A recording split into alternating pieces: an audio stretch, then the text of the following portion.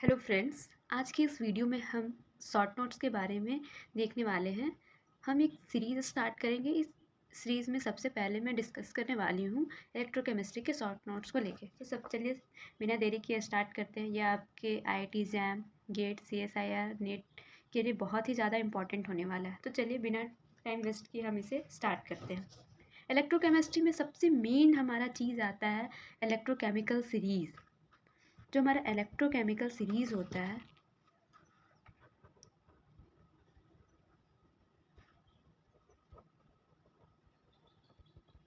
ये हमारा किस ऑर्डर में रिप्रेजेंट होता है। The elements are represent in order of increasing standard reduction potential. Okay, increasing standard reduction potential के ऑर्डर में मेरा रिप्रेजेंट होता है। इसमें सबसे मेन मेरा पूछे जाने वाला कॉन्सेप्ट है कौन सा ऑक्सीडाइज होगा, कौन रिड्यूस होगा, कौन ऑक्सीडाइजिंग एजेंट है, कौन रिड्यूसिंग एजेंट है, कौन कैथोड बनेगा और कौन एनोड बनेगा। मान लेते हैं मेरा SRP वैल्यू अगर दिया हुआ है -3.04, -0.76, -0.450 +0.34, let's assume +0.80. Here we are saying that this is an increasing of SRF value. It means ये हमारा tendency to get reduce increase हो रहा है। आप लोग भी साथ साथ बनाते चलेंगे। Tendency to get reduce increases in this order, or we can say that electropositive character is increasing. Electropositive character, okay, or we can say that oxidizing agent or oxidizing power. Oxidizing agent और oxidizing power. अब जितना ज़्यादा positive value होगा it means वो cathode बनेगा। Okay, means जितना ज़्यादा positive value वो मेरा कैथोड होगा और जितना ज़्यादा नेगेटिव वैल्यू वो एनोड। हम यहाँ पे शॉर्ट नोट डिस्कस कर रहे हैं इसलिए मैं आप लोगों को शॉर्ट में बता रही हूँ। ओके, ये हो गया मेरा। उसके बाद अगर हमें एक बेस सेल बनाना हो तो हम क्या करते हैं, cathode should be placed below of anode, ये आप लोग जानते ही हैं। उसके बाद मेरा अगला आता है specific conductance. We know that specific conductance is equal to conductance into cell constant. Specific conductance is denoted by K and that is equal to cell constant C into L by A. Cell constant is L by A. Conductance into cell constant L by A. It may be written as 1 by R resistance into L by A. Okay, ये हो गया मेरा। उसके बाद अगला आते हैं galvanic cell. Electrochemistry में दो टाइप का सेल होता है, एक होता है गैल्वेनिक सेल, एक होता है इलेक्ट्रोलाइटिक सेल। गैल्वेनिक सेल क्या है, इसमें मेरा केमिकल एनर्जी इलेक्ट्रिकल एनर्जी में चेंज होता है, और इलेक्ट्रोकेमिकल सेल में क्या होता है, इलेक्ट्रिकल एनर्जी केमिकल एनर्जी में चेंज होता है। तो गैल्वेनिक सेल का जो सबसे बेस्ट एग्जांपल हम पढ़ते हैं जिंक एंड कॉपर का, जिसे हम डेनियल सेल भी कहते हैं। गैल्वेनिक सेल के बारे में कुछ कुछ पॉइंट्स लिखेंगे, इससे ये बहुत इंपॉर्टेंट है, इससे पूछा जाता ही है अक्सर। इसमें मेन एग्जांपल है मेरा डेनियल सेल। ओके, जिंक और कॉपर का जो साल्ट ब्रीज है उसमें जो सॉल्ट यूज किया जाता है वो कैसा यूज किया जाता है, जिसका मोबिलिटी कंपेरेबल हो, whose mobility are comparable. Just example KCl, NH4Cl, NH4NO3. What does it do? It maintains electrical neutrality and completes the circuit. We know. And if you want to write the Nernst equation, then you can write as it is: E cell is equal to E naught cell minus 0.0591. I am writing in the form of logarithm. That's why I am writing 0.0591 by n log Zn2 plus by Cu2 plus. Equation में जो मेरे aqueous वाली term होता है, aqueous वाली जो term होती है उसे ही हम लेते हैं, ये आप लोग को पता ही होगा। अब इसके बाद मेरा मेन आता है calculation of electrode potential.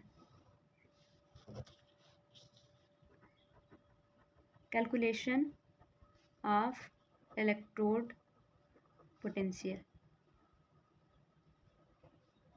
Writing थोड़ा सा गड़बड़ है बट इसे इग्नोर करिएगा। E naught cell, we write E naught cell is equal to E naught. हमें पता है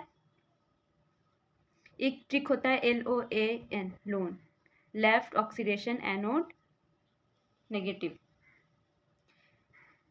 मीन्स एनोड पे ऑक्सीडेशन हो रहा है, एनोड पे ऑक्सीडेशन हो रहा है मीन्स कैथोड पे मेरा रिडक्शन हो रहा है। तो हम ऑक्सीडेशन पोटेंशियल एनोड का लेंगे और ऑक्सीडेशन पोटेंशियल के टर्म में अगर हमें लिखना है तो ऑक्सीडेशन पोटेंशियल एनोड का ज़्यादा होगा। तो हमें अगर ई नॉट से लिखना है तो E naught oxidation potential of anode minus E naught oxidation potential of cathode. Simple. अगर हमें रिडक्शन के टर्म में लिखना है तो हम क्या लिखेंगे, E naught cell is equal to E naught reduction potential अब किसका ज़्यादा होगा, कैथोड का। Yes, E naught reduction potential of cathode minus E naught reduction potential of anode. अब अगर हम प्लस के फॉर्म में अगर लिखना चाहे तो ई नॉट ऑक्सीडेशन पोटेंशियल किसका ज़्यादा है, एनोड का ऑब्वियसली, एंड रिडक्शन पोटेंशियल किसका जाता है, कैथोड का। तो ये 3 फॉर्म होता है जिससे हम ई नॉट सेल फाइंड आउट कर सकते हैं। Hope you understand this one. उसके बाद हम आते हैं,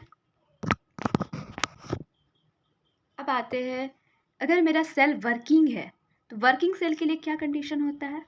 फॉर वर्किंग सेल कंडीशन क्या होना चाहिए, ई सेल ग्रेटर देन 0। और एट इक्विलिब्रियम पे क्या होता है, एट इक्विलिब्रियम पे मेरा E cell is equal to 0 हो जाता है और क्यू क्वी के इक्विलिब्रियम के इक्वल हो जाता है। इस टाइम हम नर्स्ट इक्वेशन को किस फॉर्म में लिख सकते हैं, E cell means E naught standard electrode potential is equal to 0.0591। E cell तो मेरा 0 हो गया, ये नेगेटिव टर्म पॉजिटिव में चेंज हो जाएगा, by n log k equilibrium. If you want to find out in terms of k equilibrium, then k equilibrium can be written as 10 to the power e naught cell into n divided by 0.0591.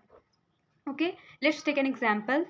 If you have given e naught Fe2 plus Fe is equal to minus 0.44 volt and e naught Fe3 plus Fe2 plus is equal to 0.77 volt, then how can you find out E naught Fe3 plus Fe?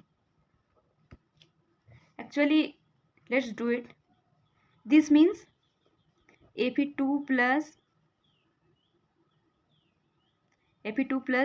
gaining 2 electron gives Fe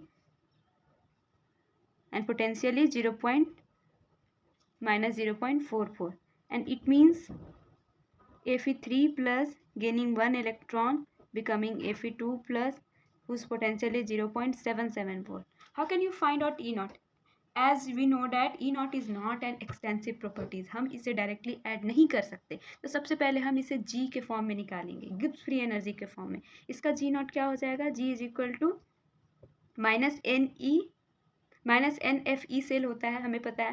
तो इस पहले वाले के लिए G naught क्या हो जाएगा, G1 is equal to n, electron मेरा कितना है -2f E cell, E cell मेरा कितना है, अगर हम जनरल निकालना चाहें तो -n1f E1 नॉट। इसके लिए G2 निकालना चाहे तो मेरा हो जाएगा -n2f E2 नॉट। अब मेरा थर्ड इक्वेशन के लिए, इसके लिए इक्वेशन मेरा क्या बन रहा है, Fe3 plus 3 इलेक्ट्रॉन गेन कर रहा है और Fe में कन्वर्ट हो रहा है। तो इसके लिए क्या हो जाएगा, होल इक्वेशन के लिए मेरा क्या हो जाएगा, जी टोटल -n3f E नॉट 3, ये इक्वल हो जाएगा इन दोनों के सम के। ओके, इनके सम की इक्वल हो जाएगा -n1f E1 naught minus n2f E2 naught. F common आके कट जाएगा। ओके, एफ कॉमन आके कट जाएगा, माइनस भी कट जाएगा, सिर्फ मेरा बचेगा